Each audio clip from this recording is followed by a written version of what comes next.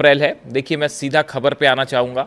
आपने अगर मेरा पिछला वीडियो देखा हो जो कल मैंने दोपहर को बनाया था, उस वीडियो में मैंने आपसे कहा था कि अगले चंद घंटों बाद एक बड़ी खबर आने वाली है ईरान और अमेरिका से जुड़ी। और देखिए करीब 6-7 घंटे बाद वो खबर आ गई। ईरान के विदेश मंत्री अब्बास अराक्ची साहब इस्लामाबाद में हैं। ये खबर जो है बीती रात जैसी ही सामने आई, देखिए मैं पूरी रात इसको फॉलो करता रहा, इस खबर को, वाइट हाउस में क्या हो रहा है उसको फॉलो करता रहा।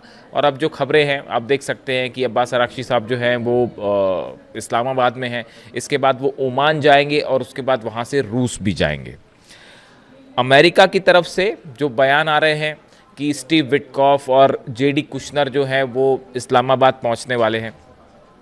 मेरे बड़े सारे दर्शक भी ये बात पूछ रहे हैं कि मयंक भाई अब आगे क्या होने वाला है, ये बताइए, क्या कोई बातचीत होने वाली है या आगे अब क्या होगा, जंग होगी या जो भी होगा।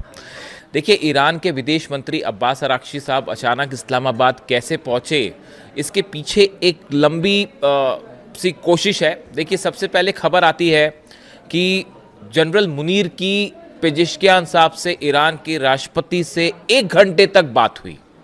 ये मैं आपको एक दिन पहले की बात बता रहा हूँ। करीब 1 घंटे की मुनीर ने जो है जनरल मुनीर ने फ़ोन किया पेजेश्कियान साहब को और 1 घंटे तक बातचीत की।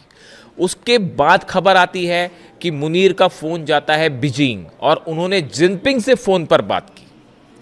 उसके बाद खबरें ये आई कि चीन की तरफ से एक कॉल गया तेहरान, और हो सकता है कि खुद जिनपिंग ने बात की हो या हो सकता है उनके विदेश मंत्री ने, चीन के विदेश मंत्री वांग यी ने अब्बास अराक्ची साहब से फ़ोन पर काफ़ी देर बात की। देखिए ये आपको ये सब फॉलो करना पड़ेगा, ट्रेल्स, ये समझने के लिए कि आखिर होने क्या जा रहा है। देखिए मैंने जब ये खबर आई थी कि जनरल मुनीर ने 1 घंटे तक बात की है, तभी मैं ये समझ गया था कि एक बार फिर से जो है वो चीन को, मैं आपको बता भी चुका हूँ कि चीन को लूप में लेकर एक बार फिर से ईरान को जो है वो टॉक्स टेबल पर लाने की कोशिश है।